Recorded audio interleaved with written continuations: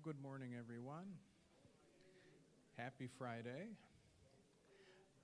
I am John Mann, Director of Education for Lakeside. And for today, our last lecture of week one, which is, of course, Images in Historic Paintings Week, we're fortunate that Dean Yoder has joined us for this morning's session, Caravaggio's Crucifixion of St. Andrew, Conservation and Scientific Analysis. Dean will share his experiences and approach to fixing the problems created when the masterpiece, Crucifixion of St. Andrew, underwent a restoration prior to being obtained by the Cleveland Museum of Art.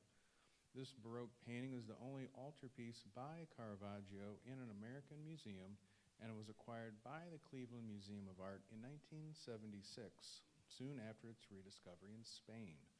Dean Yoder is the Senior Conservator of Paintings and Head of Paintings Conservation at the Cleveland Museum of Art. He was responsible for managing the paintings lab and the conservation needs for the entire paintings collection. And as a reminder, I do ask if you please mute your cell phone ringers and welcome Dean Yoder.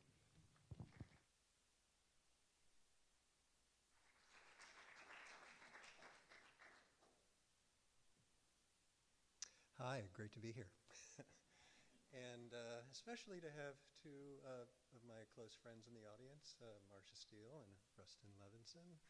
And I first met Marcia back in 1987, and then soon after Rusty, and she actually invited me up to her New York studio and down to Florida, and so we go back pretty far. So great to be here. So this morning I'm going to talk to you about Caravaggio's Crucifixion of St. Andrew, and this project is easily one of the most involved and all-encompassing conservation projects I've ever had in my life to date. And so through my current projects, actually my current project right now is kind of rivaling this treatment that took approximately 3 years. So if you include all of the research and the scientific analysis that went into it. And but before delving into the rationale for the conservation and the technical discoveries that were made during the treatment, I'd like to first present a brief introduction about the artist, including some of his major works, which led to the painting of this masterpiece. So quoting from Helen Langdon's introduction to her book on Caravaggio, the name Caravaggio has always been associated with a bold and revolutionary naturalism. To his contemporaries, his art, rooted in the senses, dependent on the live model, had almost a magical power and created wonder and enchantment. He began his career as a painter of lyric and courtly genre, with pictures of gypsies, musicians, and card players, which ravish with the beauty and precision of their naturalistic detail.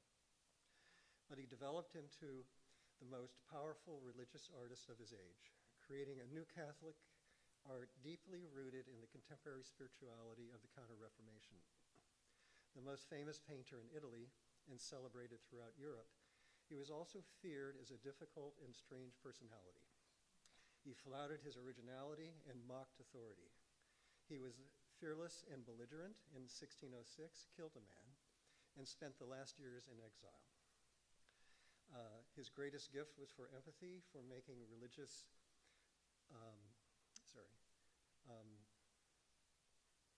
his greatest gift for empathy was making religious narrative new and vivid, and it is through this and through his compelling personality that he speaks so directly to the modern age. Unbelievably, it really wasn't until the artist Roberto Longhi's interest in Caravaggio in the 1950s that the artist begins to be recognized as one of the greatest painters of all time.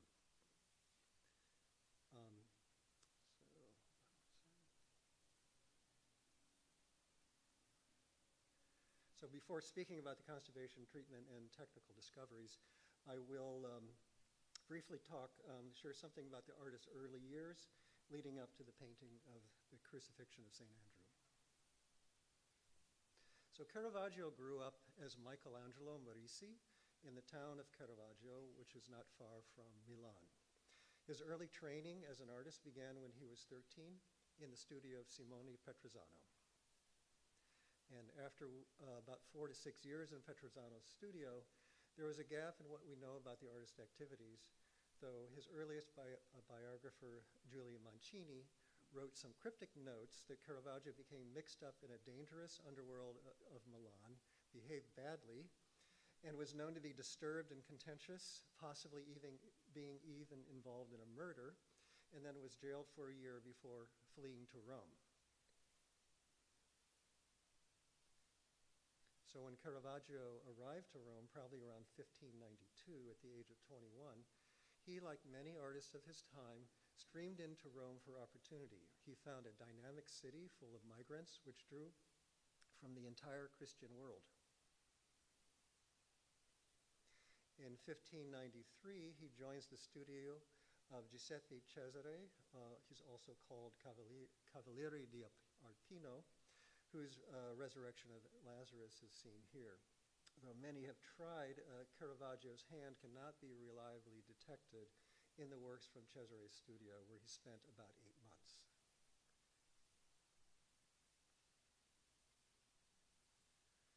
One of Caravaggio's earliest known paintings is The Boy Peeling Fruit, and we think the attention to detail in rendering the fruit is likely attributable to his time in Petrosano's studio. And there you can see a sketch by Simone Petrosano of pea pods and cherries.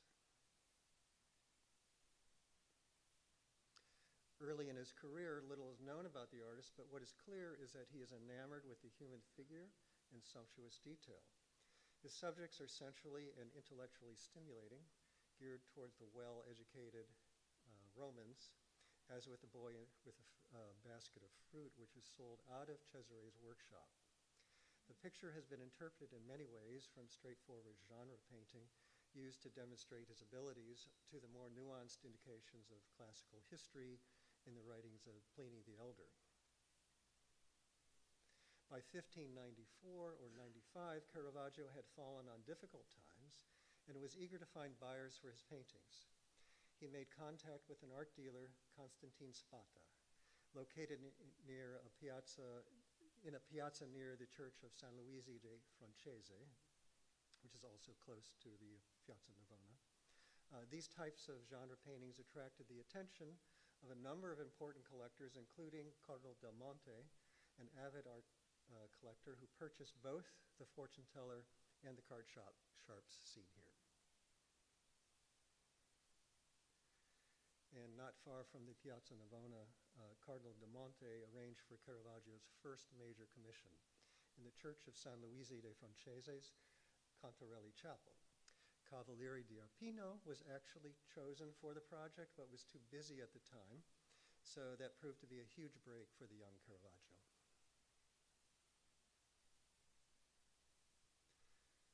So Caravaggio was commissioned to paint 3 paintings on canvas of St. Matthew, beginning with the Calling of St. Matthew in 1599 to 1600, seen on the left. And whenever I'm in Rome, I always make a pilgrimage to this church and highly recommend it. It's just a very moving experience to see these paintings in person.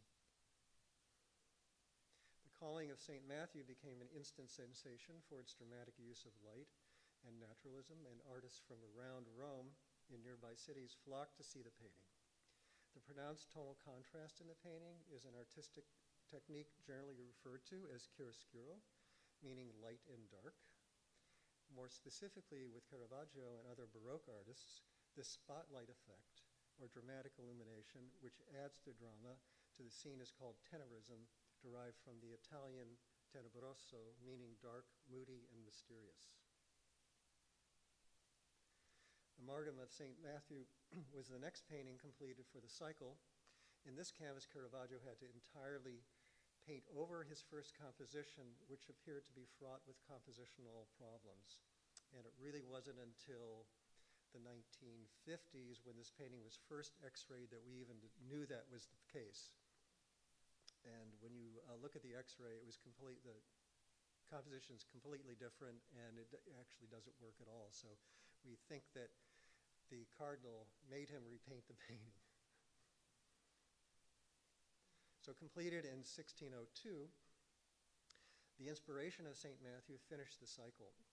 Caravaggio continued to receive important commissions for churches around Rome, but his dynamic style was often criticized by artists who saw his paintings as an attack on the more balanced, evenly lit, and idealized works from the previous century. By this time, his personal life was also fraught with arguments and run-ins with the law.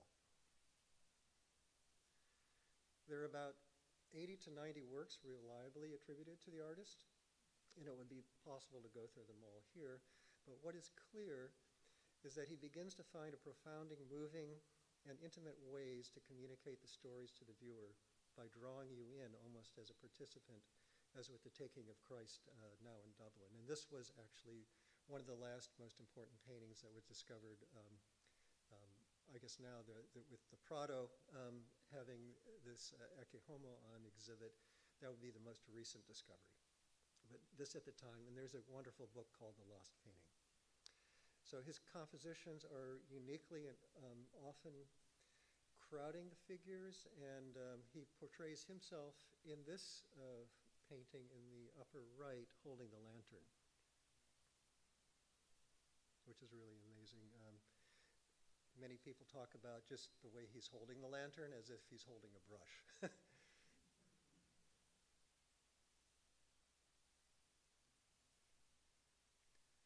The Crowning of Thorns now in the Kunsthistorisches Museum in Vienna is another example of the artist's ability to pull the viewer into the composition.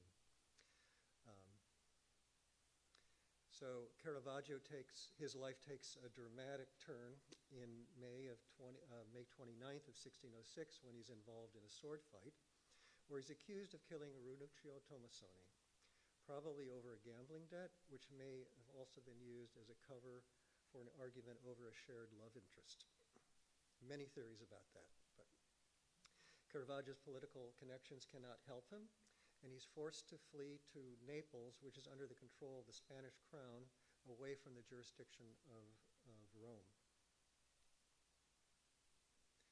When he arrives to Naples, he instantly becomes the most celebrated artist in this bustling city of 400,000, receiving important commissions, including the Crucifixion of St. Andrew. So we know from Giovanni Bellori's biography of Caravaggio, published in the late 17th century, that the Spanish viceroy in Naples, Juan Alfonso Pimentel y Herrera, who commissioned the work by Caravaggio in 1606, took the painting to Valladolid, Spain in 1610. An inventory from 1653 placed the painting in the family palace in Valladolid, but the painting is then unaccounted for until its rediscovery in the 1970s in a private collection in Madrid. In 1973, shortly after the painting surfaced in Madrid, the painting was exhibited at the Prado in an exhibition curated by Alfonso Perez Sanchez. However, he was reluctant to attribute the painting to Caravaggio because Andrew was not placed on an X-shaped cross, and therefore it could not be the lost painting painted for the viceroy. Because of this misattribution, the painting received an export license and then was sold to a London dealer who sold the painting to Cleveland in 1976. And shortly after entering the collection, in 1976, Anne Lurie, who is then the curator of European art at the CMA, and Dennis Mann, who is an independent art consultant living in London, co-authored an article in the museum's bulletin entitled Caravaggio's Crucifixion of St. Andrew from Valladolid. The article proved historical evidence that the Cruz de Casata, or the X-shaped cross associated with St. Andrew over the centuries, had been contested in the latter part of the 16th century, which helped to explain why Caravaggio's decision to depict St. Andrew on an upright Latin cross.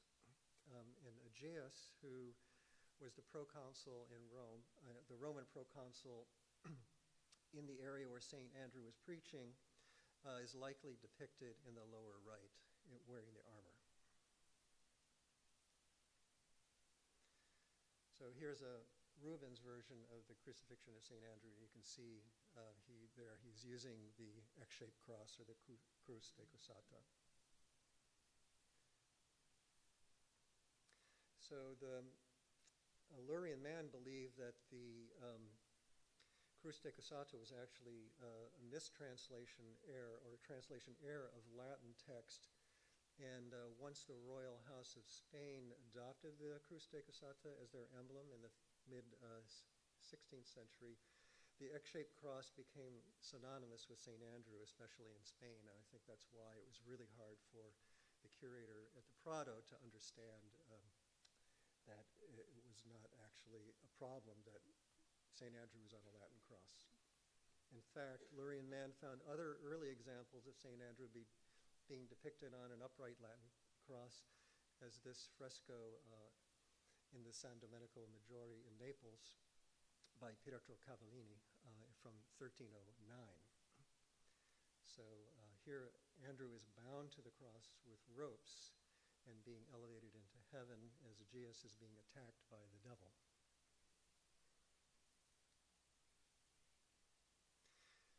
There are 3 known copies of the Crucifixion of St. Andrew, the Bac Vega now in London, the Toledo copy in Spain, and the Dijon in France. Of the 3, the Bac Vega is in the best condition and probably the most completely executed version or copy. However, the new owners of the Bac Vega believe that theirs is an original copy by Caravaggio, though there are only a few scholars that would agree with this opinion. Lurian men were able to decipher the painting's elusive iconography, which was not well understood until their article was published. Caravaggio portrays the last moments of St. Andrew as described in the Golden Legend. Aegeus, seen in the lower right, was the Roman proconsul of Patras, now in modern-day Greece. He ordered Andrew to be crucified for baptizing his wife, Maximilia. To prolong his suffering, Andrew was tied to the cross. However, it was written that Andrew began preaching from the cross, drawing a crowd of 20,000, and when the crowd demanded Andrew's release, Aegeus, fearing a riot, ordered him to be taken down from the cross. Andrew insisted that he would not come down alive and prayed to God to intervene. Andrew's prayers were answered when a light from the heavens encompassing him paralyzed the executioners while they were desperately trying to untie him. And at that moment is when Andrew gives up his spirit. So this is just emblematic of Caravaggio's ability to tell this amazing story in just a snapshot.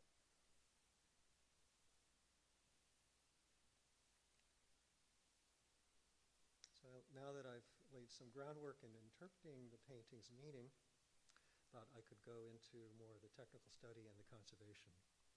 So in part 1, I'll feature aspects of the technical study that preceded the conservation, and this initial study deconstructed the aesthetic problems associated with the previous treatments and provided a sound understanding of the painting's overall condition and preparation for treatment, and also offered insight into Caravaggio's painting technique. And in the second part, I will focus on the treatment and its visually transformative effect, which led to more discoveries about Caravaggio's painting technique specific to this painting, as well as the scientific analysis of materials used in the painting.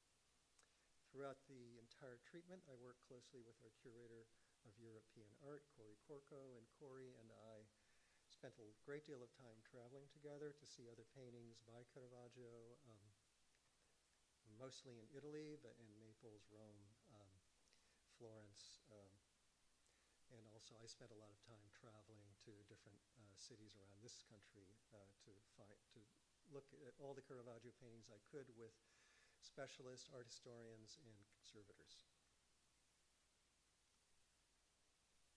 The painting had long been identified as a candidate for a comprehensive treatment by the CMA, but had not been conserved since entering the collection. Large passages of the painting were rendered illegible due to the thick, cracked, and cloudy varnish. Other areas appeared to be heavily repainted to compensate for centuries-old tears and losses. The aesthetic problems associated with the painting's condition were most evident in the lower right. In 2013, a technical study was initiated to determine how these aesthetic problems were related to the earlier interventions. And in the lower right, there was a lack of legibility in the feathers of the hat, a solid, opaque repainting of the hat, severe cracking in the varnish and most visible in the darker passages, opaque micro-cracking in the red garment, very poor legibility throughout the armor, and a 1-inch overpainted brown border that covered a very damaged edge. And it was important to determine the degree of which these aesthetic limitations were being caused by the previous restoration treatments and if they could be successfully reversed with a new conservation treatment. The red garment had an opaque, splotchy appearance as if it had been heavily damaged from overcleaning. This blanched appearance, which usually occurs when an oil binder is leached out of the paint from more aggressive cleaning, but however, that was not exactly the case here. To confirm the arrangement of materials on the paint surface, we took minute samples and removed them from the painting's edge and made them into cross-sections to identify the layers of restoration and to study the materials in the original ground and paint. So this cross-section illustrates the heavy buildup of restoration, layers along the bottom edge, in the area of the soldier's pink trousers, and it shows thick layers of varnish and shellac, fill material, and an oil-containing retouching. This treatment was executed by Jan Dieck, who last restored the painting in 1974, and he documented, fortunately, the materials he used, including Griffin varnish, which is no longer available by Winsor & Newton, which was an early synthetic, and then he also used a second layer to isolate all of his retouching with a sprayed layer of shellac, and in the end, that really did prove to be one of the issues that was with the varnish layers, because there were incompatible layers that were fighting each other and causing cracking.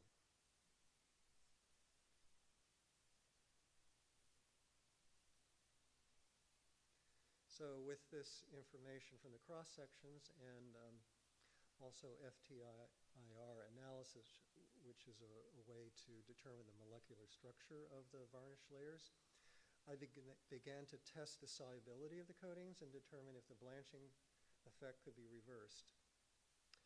And so you can see in this slide, this is basically a detail right here of the blanched area. But when these coatings were removed and then revarnished, I was able to get saturation, full saturation of the paint layer. In this layer, this image here, you can see actually 2 layers of varnish, this more opaque, lighter color, and then a more transparent, thinner layer here. And so the ultraviolet light also shows the autofluorescence of the varnish layers, and so where the varnish is removed, you're just seeing just the paint layer in the UV light. So this was a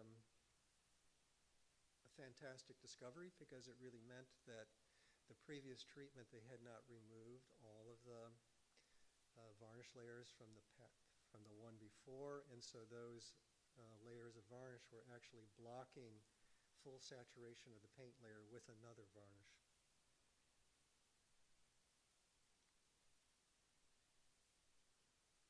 Next was the assessment of the painting structure, and in this sequence of slides you can see how an aligned X-ray and infrared composites provided useful information in understanding the painting's condition and structure.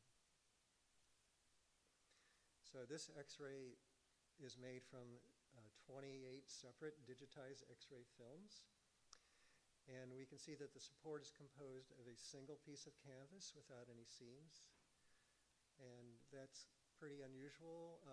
We believe that this fabric was likely a tablecloth linen, because these large linens that were made for tablecloths had extremely huge looms, and so it's believed that linen was basically given to Caravaggio specifically for this large altarpiece, so to avoid seams. The area above the old woman's head is particularly instructive in studying the weave structure. And a diamond weave pattern in the canvas, which had been previously noted in the 70s, clearly visible in the X-ray. This type of linen canvas is described as a Flemish linen or damask. And in this case, the pattern is created by floating warp threads interlaced in a plain weave. And when the painting was first examined upon entering the collection, CMA conservator Ross Merrill believed that the painting had been cut down at both top and bottom, since the top and bottom edges did not exhibit the same amount of cusping as the left and right edges. Cusping is when you stretch a canvas, and if you're pulling on that edge, you have this sort of cuff-like distortion. And because there was more cusping on the sides and less on top and bottom, Merrill believed that it had been cut down, but actually we found out that wasn't the case.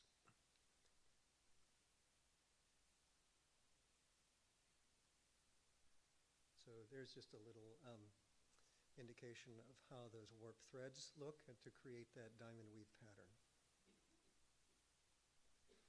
When the X-ray is inverted to produce a positive image, the pairs of vertical warp threads can be seen bunching up the weft threads that run in the horizontal direction. And these thread deformations correspond to all the heavy cracking in the ground and paint layers, which had then telegraphed all the way up through the brittle varnish layers. One of the great benefits of this project was then to be contacted by Helena Lohrmans from Lab O, and she was interested, and she's doing this now with almost all really important old master paintings that have a patterned weave. That she's a textile, she's a weaver, and she is very interested in recreating all these textiles that these famous paintings were painted on, and so she created this from X-rays. She worked from our X-rays and then was able to recreate the fabric. So this was pretty much how the fabric looked before Caravaggio started the painting. So continuing on with the condition assessment, the X-ray composite also reveals the historical interventions that have occurred over the centuries, and revealed are the discrepancies in the painting support, including multiple tears mapped in yellow, and also this very unfortunate tear that runs right through the eye of Aegeus, as you can see right here.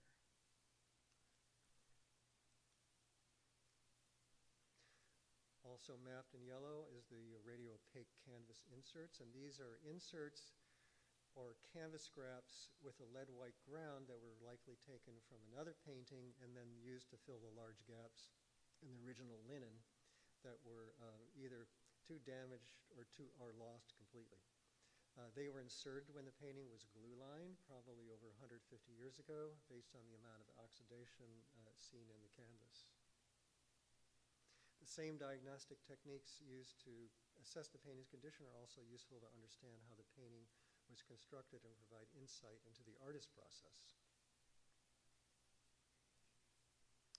Caravaggio used incisions cut into the ground layer in the earliest stage of painting to mark the compositional elements and lay out the positions of his figures. So this is kind of interesting because since Caravaggio left no drawings, it's really believed that he worked directly from life, from his figures, and once he had once he had prepared the canvas, and just in the very beginning, he just scratched incisions to sort of work out the general placement of his figures. In this X-ray, areas where the lead white containing paint is applied over top of the incisions, and basically he used a lead white sketch, and that lead white sort of flowed into the incisions, and that's why we're able to see them as little lines in the X-ray.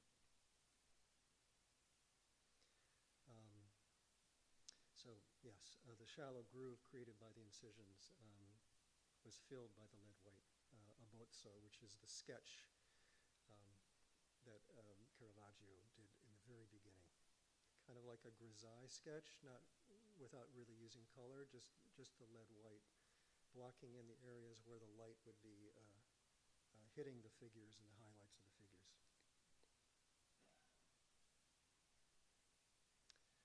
And so this shows you just a little bit. It's very hard to see here, but I think you can. That groove right there and this groove right there. So those are the incisions that I'm talking about. The incisions can also be seen in the infrared spectrum, and that's because the infrared penetrates through the top layers of paint to reveal the faint white lines of the lead white. This time it just captured a different way with an infrared sensor that's sensitive between 900 and 1700 nanometers. So when mapped with yellow lines, they show a decisive and direct approach to laying out the placement of the figure's anatomy and also the folds of the shirt. The technical study before treatment also uncovered artistic changes, which are critical to recognizing the painting as an original creation.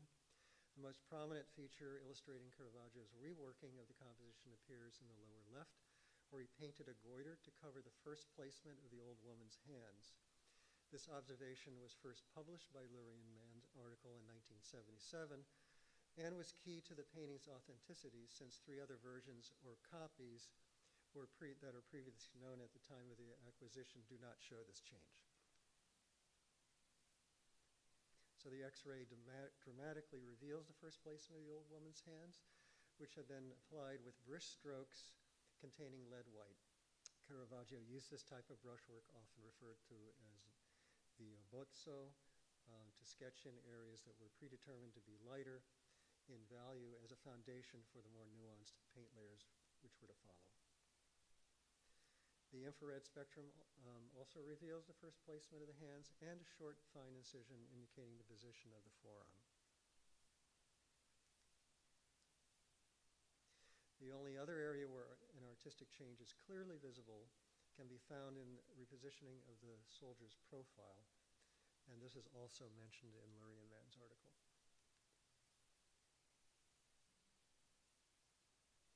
Probably to correct the direction of Aegeus's gaze, Caravaggio moves his profile down and to the right about an inch.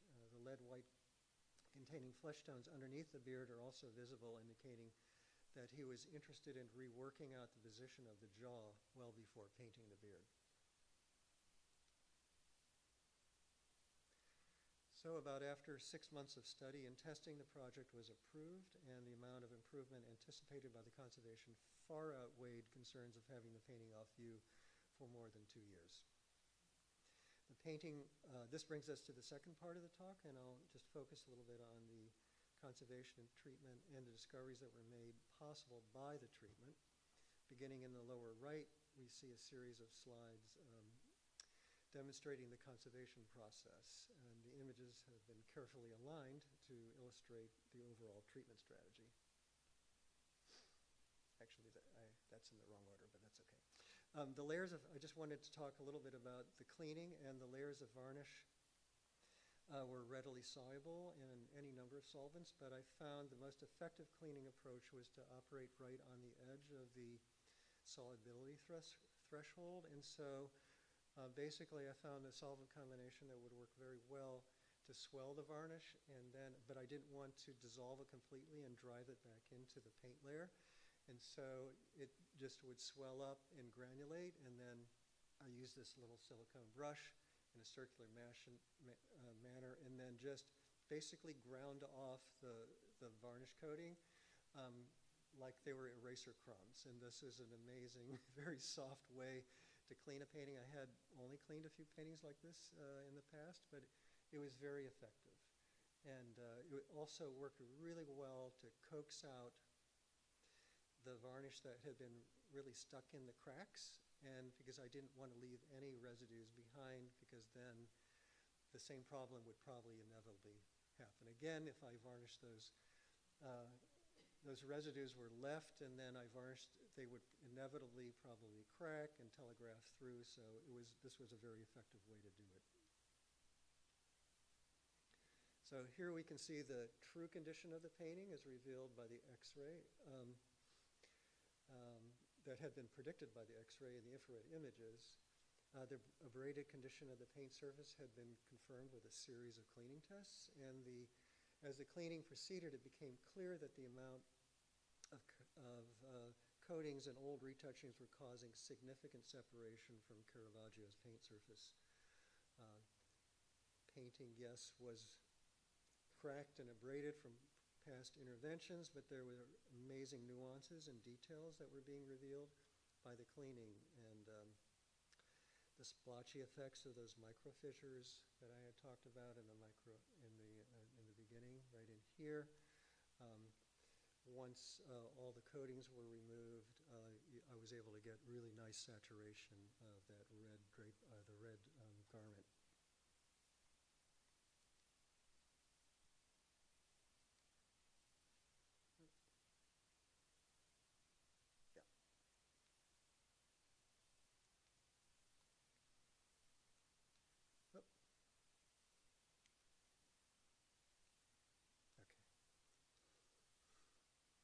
So one of the keys to a successful aesthetic reintegration of the passages that had been degraded or obliterated by overcleaning was to carefully study other better preserved paintings by Caravaggio. And so I did travel throughout Europe to see other paintings. And however, it was clear that one painting in particular by Caravaggio in Vienna would be key to helping me in this study. And so fortunately, the very beautifully preserved Crowning of Thorns, now in the collection of the Kunsthistorisches Museum in Vienna, provided an excellent example of how Caravaggio used the underlying brown ground as a foundation for the dark passages of shadow.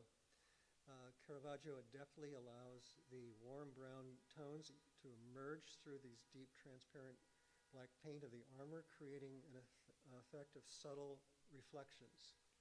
And it's kind of hard to see, but this brown layer here is very thinly kind of emerging through, and it adds to this volume of the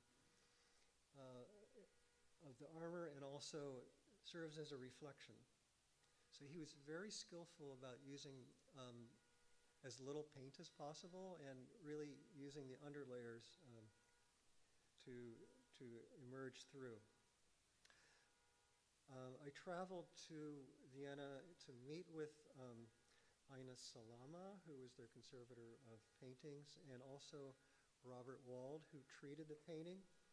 At the time, Robert went on to be the chief conservator for the Prince of Liechtenstein after working on this painting.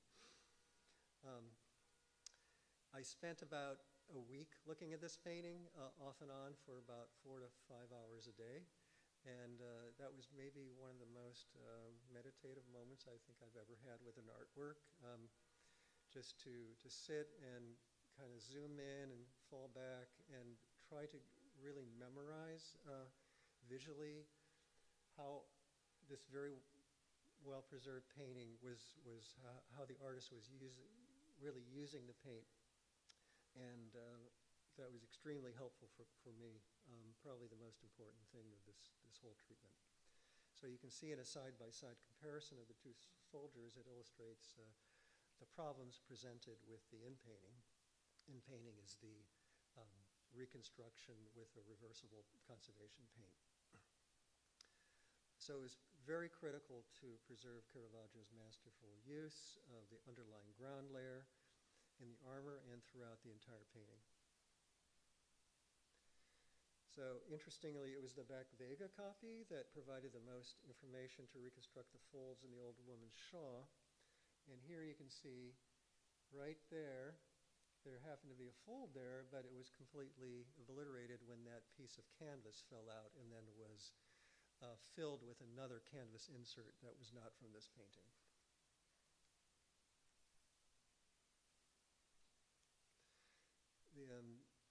So there was also quite a bit of damage around the perimeter, and we were able to tell that once this brown paint was removed from the edge, that the painting had actually been folded over a smaller stretcher at one point, and you can see that these holes were likely tack holes that were used when it was folded over a smaller stretcher. So then, at some point, the painting was then re-expanded to closer to its original size and lined, but that likely happened 150 years ago. So probably before 150 years ago, the painting was made smaller at one time for reasons that are unknown, possibly to fit into a frame. So one of the first things that needed to be done with the in-painting stage was to block in all of those white fills. And so basically the blocking in stage is I'm matching the paint of the color of the ground layer and then painting all of those white fills out with that color. And once that happens, there is a really dramatic change that all of the damages seem to fall back, and all of the original paint layer just begins to come forward.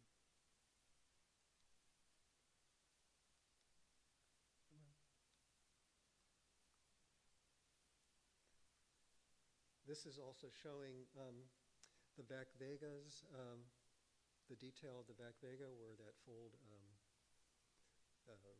is much better preserved. Interestingly, in the other copies, the one in Dijon and Toledo, there was damage in that area just like our painting, which was kind of weird.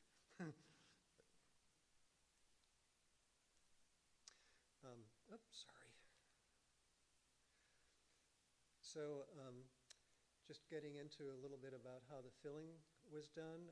In this area, this was done with a filling material that was then carved and to match the same sort of texture. And so you can see that I'm trying to emulate the texture of the paint layer and also the cracking that, and carry the cracks through.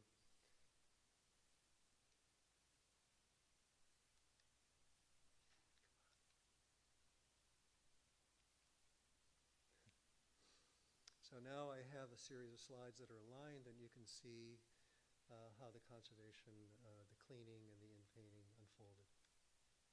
So complete removal of the old varnish and prior retouches, and then the blocking in phase, where you can really see and sense all the damage falling back, and then the final in-painting.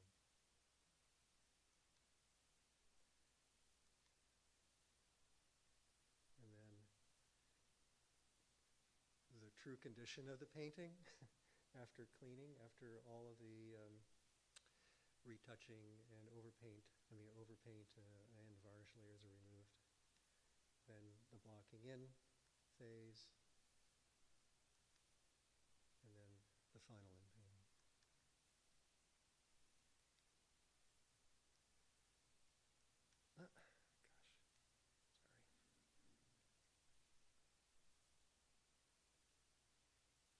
So we also accepted the pentimento.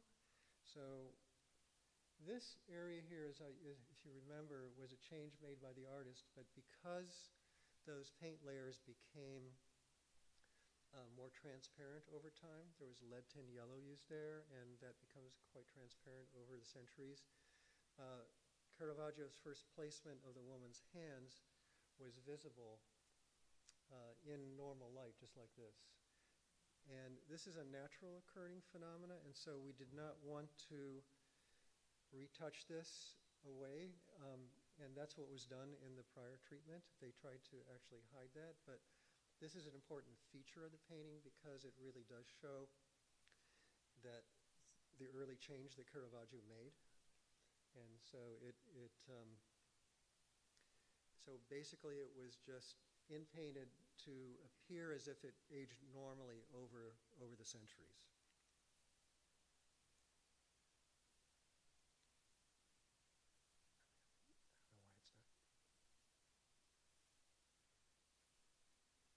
So after the cleaning, what was interesting too is we were able to find a number of incised lines that were markings that became visible while I was doing the in-painting, so I was working at odd angles, and I was looking up, and I could see these other incisions that were part of Caravaggio's process.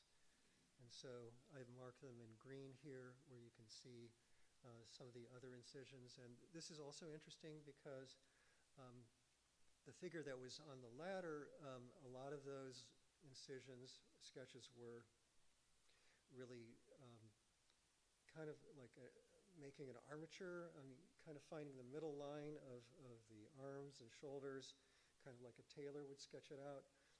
But in this case, we were finding more lines that were outlining the figures. So there is this idea that maybe he made some cartoons, like some larger drawings, made some cartoons, transferred them, and then just destroyed the drawings, because there are no surviving drawings.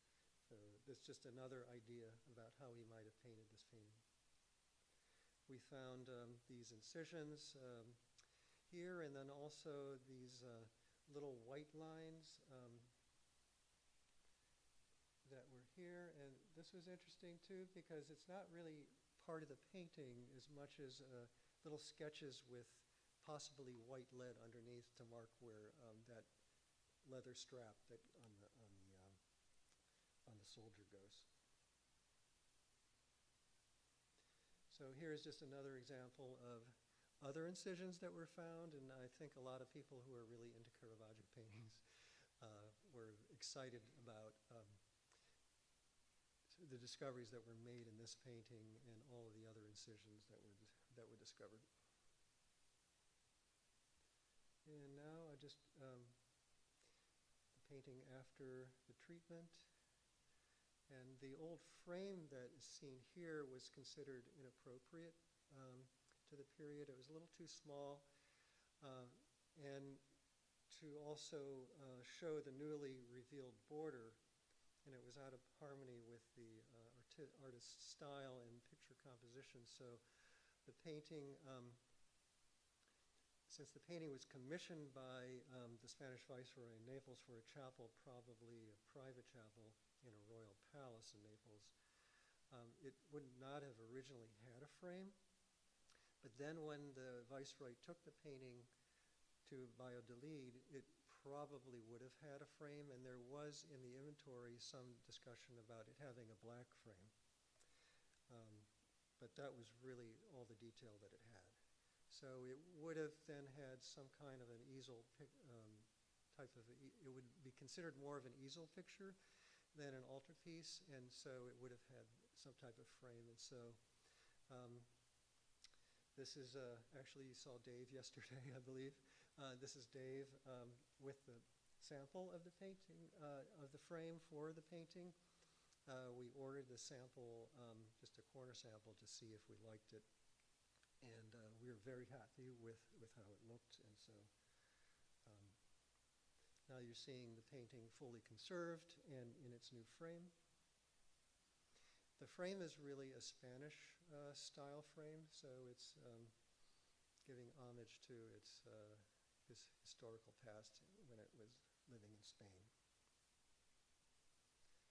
The painting finally returned to view in the galleries in the spring of 2016. We presented didactics that took you through the conservation process and also showed the picture in its clean state. This was a slightly risky decision, since the stripped old master picture can be rather shocking, as you saw. And even to those of us who know about this underlying state, to be the rule rather than the exception.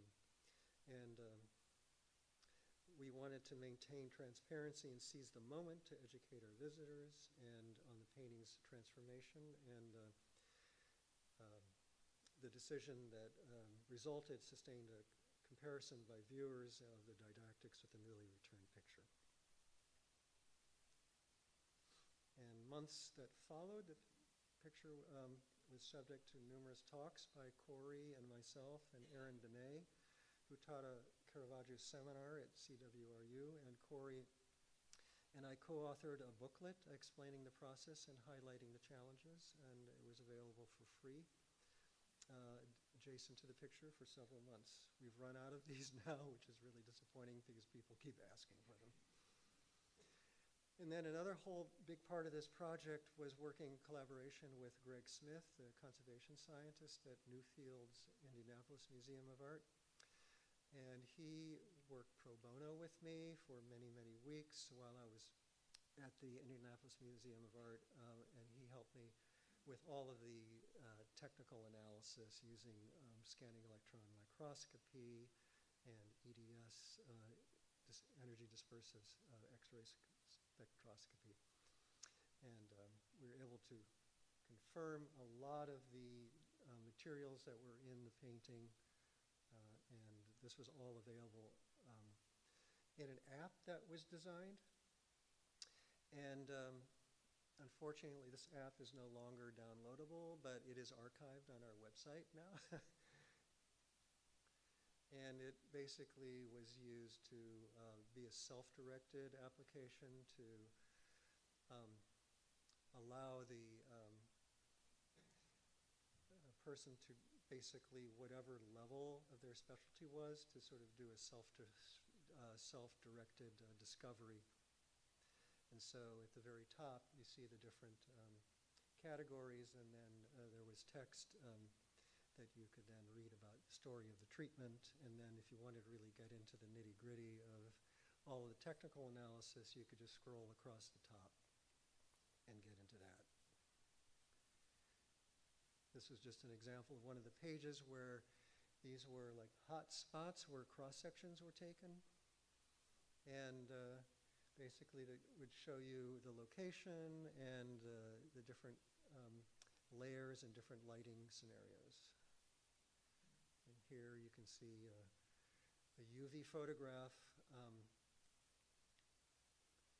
in the upper of the area of here, and then the cross-sections with all of their different layers labeled. So this is the end. This is Corey with me. So this was undoubtedly one of the most rewarding conservation endeavors of my career, and I'm deeply indebted to Greg Smith, who did a lot of the scientific research with me, and Corey Corco, and also to Marcia, who helped me focus on this painting. At that time, this was just a monumental project, and it required thousands of hours, probably 2,400 hours of work. And so I was really happy to be able to work in the corner uninterrupted for weeks, months, and practically 2 years. So. And these are the various people that were part of the project.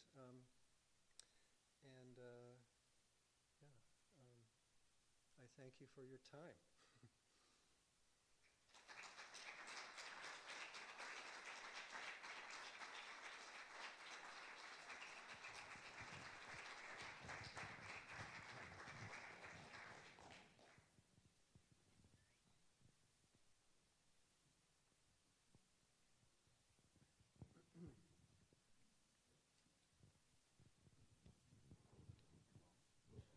First, that was spectacular, and now I know something more about conservation. I certainly appreciate that. But my question has to do with more of Caravaggio himself. He seemed to be so angry. And do you have any ideas about why he was so angry? Yeah, That's part one. And then part two, if he wasn't angry, would we ever have heard of him? So I'm not sure exactly what his age was, probably 8 or 9. He lost both his parents to the plague, one after another.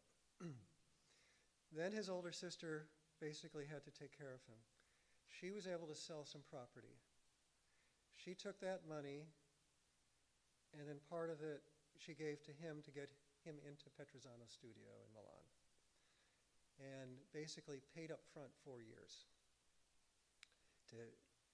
because she couldn't take care of him. And so he basically grew up, in an art studio in Milan. Petrosano was not considered to be like a really spectacular painter, but was probably really inspirational for him at that time. The plague in Milan was super devastating because a lot of the population was left, and then was being, slowly decimated, and this was evident in the streets as well. And there were a lot of priests that would walk through the streets trying to take care of people, the poor people that were, basically incapacitated. And so he saw that. I think he was very moved by that. He was also moved by one particular priest who basically dressed in rags and walked through the streets to take care of these people. And so he would have seen that at that time when he was in Milan. And so a lot of people draw some correlation there. And then you had a second question was? Oh yeah. Interesting question. He was such an interesting character because I think possibly not. If he would, I think it was he was very proud. He also was living in a time in Rome when there was a lot of, I think, just, how can I explain it? It was a time when people were in the streets and they were just getting into trouble. He ran with a lot of difficult people, but then he was also connected to like the cardinal, and so he had this kind of double life in a way, I think. He got into big trouble once when he was in a tavern, ordered some artichokes, and the waiter brought him artichokes, and he asked, he ordered artichokes, some with butter and some with oil, and then when they arrived, he asked which were which, and the waiter told him, you figure it out, basically. And then he took the artichokes and he smashed the plate into the waiter, and then injured him really badly, and there was a court case about that. It was this artichoke incident.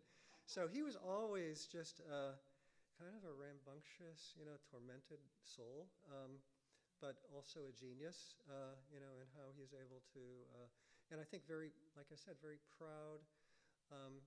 There was a lot of honor, among people at that, among young men at that point, and so, backing down and, was probably not seen as something, of strength, and so, yeah, I don't know.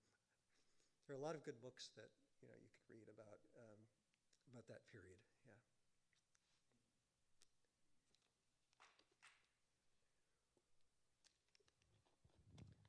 I believe that a couple of years ago, the Cleveland Museum of Art had a restoration that was visible to the public. Could you speak to that? And Yeah, I actually have slides of that that I could just show you a little bit. So I didn't know how much time I had, but I do have a few slides of that.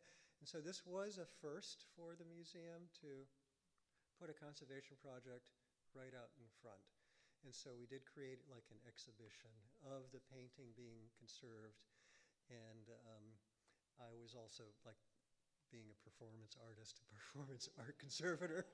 And it was interesting. We had like a low knee wall. We didn't want to put like glass up or anything to really separate people from me. And so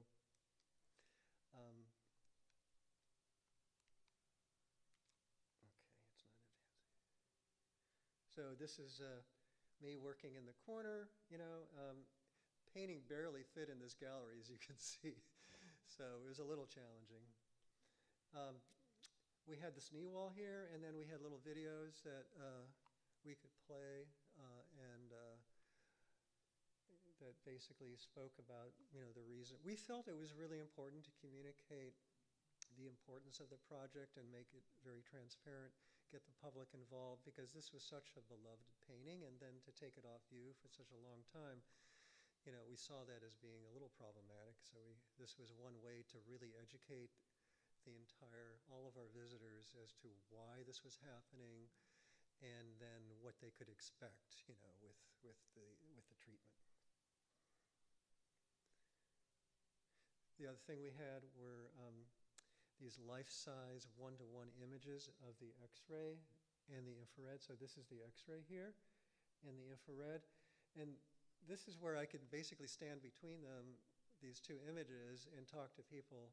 So I gave a lecture like 3 times, 4 times a week for about an hour right here, and people would ask me questions. So another opportunity really to, work directly, communicate directly with the public. We also had this Ask an Expert wall, which was kind of interesting because if you had a question, you could write it down. The questions went to the library, and if it was a generic question that they felt they could answer, or if it was something more specific, they would direct them to us. Yeah, and this is, they even tracked, all of the responses, and it was really fascinating. Yeah, and there's me kind of showing really how the gallery was laid out. These images behind here were the ones that I had showed you before about how that area of the varnish residues were removed and how we could get saturation of the original paint layer again. And so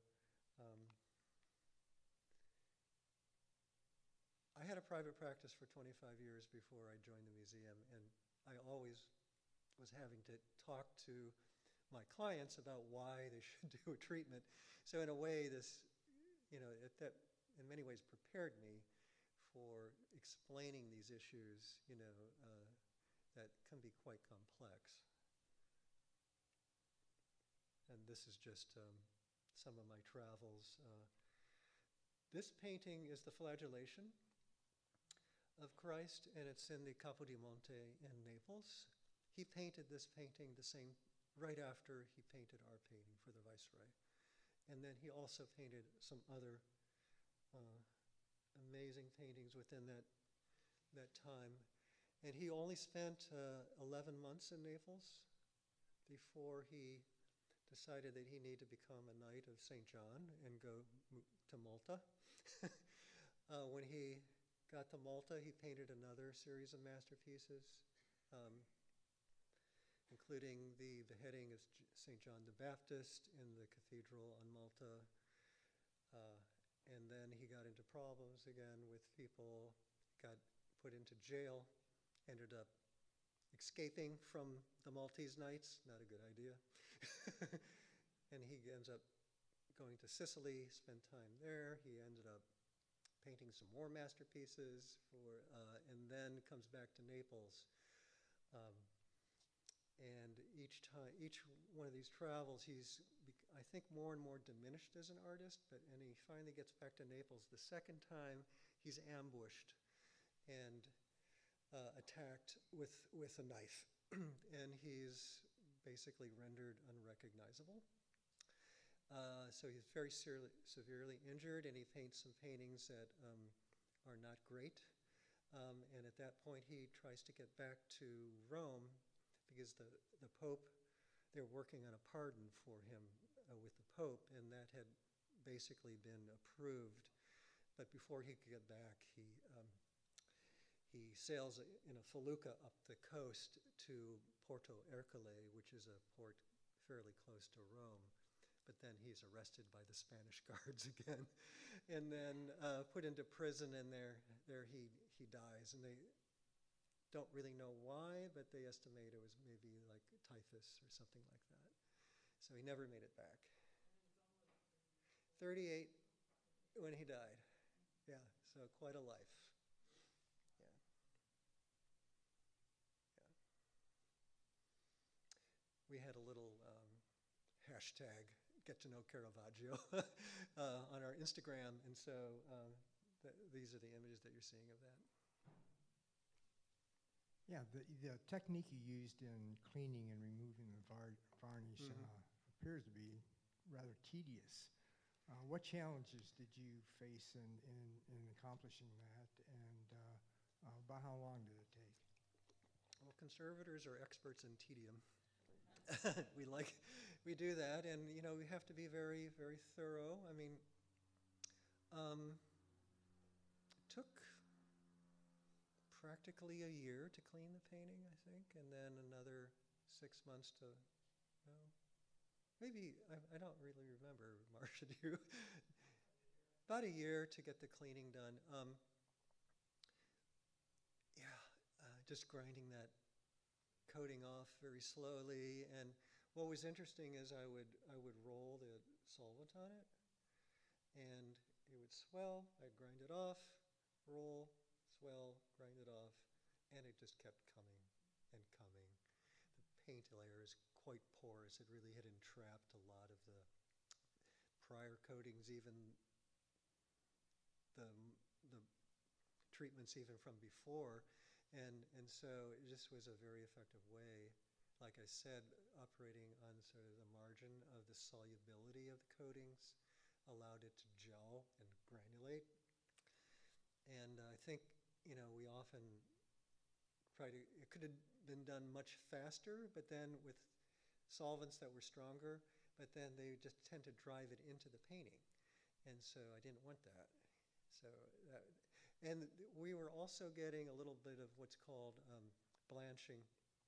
Sometimes when you use stronger solvents on really old paintings, you get this effect called blanching, and you're pulling a little bit more of the medium out of the paint. And just the way everything is drying, evaporating, you can get this sort of white cloud effect. And that sometimes is hard to get rid of. It's hard to saturate. So, yeah, I don't know if that answered you. Yeah.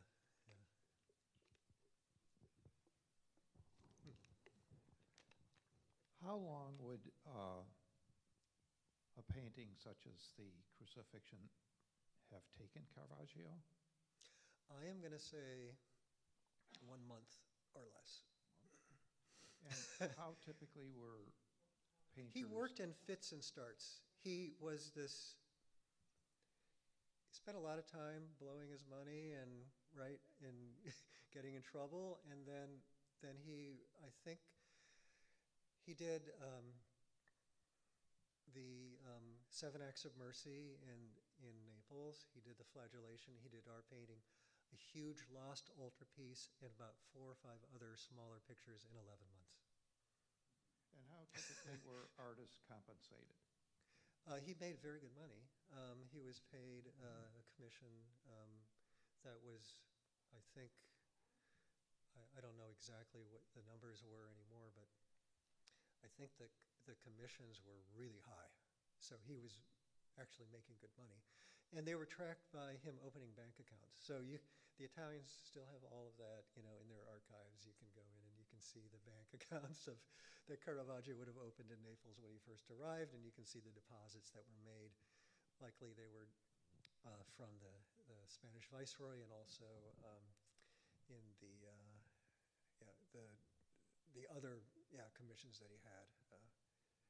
They haven't figured out which altarpiece that he painted that is lost from that time.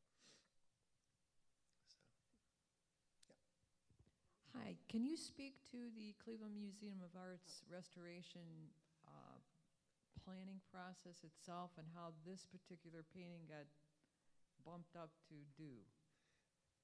Yeah, well, that is interesting, because it had at that moment, there was interest by the director in getting this painting treated, conserved, because it was David Franklin. He was a Caravaggio expert, and so that's kind of the reason why.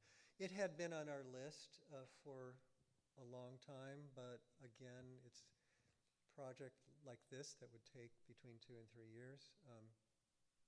You have to have support of certainly the director at that level for such a painting. So yeah, that's how it got bumped up. We have priority lists that we review like quarterly with all the curators, and just to make sure that, because as say exhibitions, or if there are certain paintings going out for loan and we need to do certain treatments, that help also before they can be lent safely, that sometimes bumps it up the list.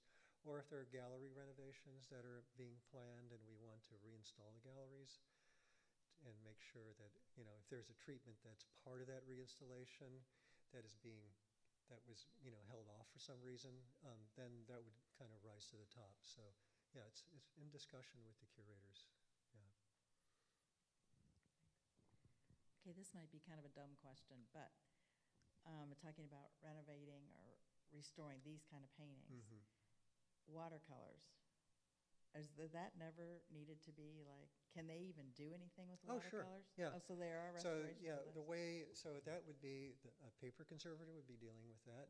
So as a paintings conservator for Western paintings, I'm just in charge of taking care of the, from medieval to contemporary, but they're on canvas panel. Sometimes it has to do with the material, like the medium. If it's oil paint on paper, sometimes it comes to me. Or if sometimes it's a water-based medium that is on canvas. We then sometimes need to talk with the paper conservator who's more familiar with the medium. I'm more familiar with the support, so then but it can be a collaboration if there's overlap. But yeah, we have a whole separate paper lab that deals with prints and drawings and watercolors, anything on paper. Mhm.